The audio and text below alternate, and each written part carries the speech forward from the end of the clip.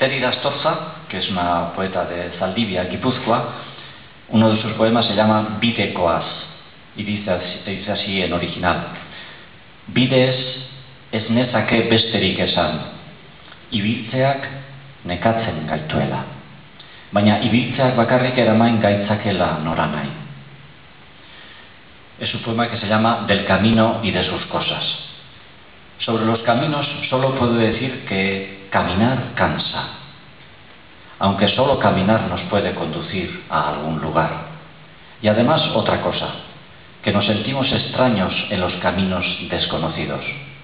Por ello estas glosas: en el regazo de un árbol inclinado una piedra redonda, y al abrigo de la peña musgosa un esqueje torcido. Dejar rastros en el camino es como no odiar el regreso.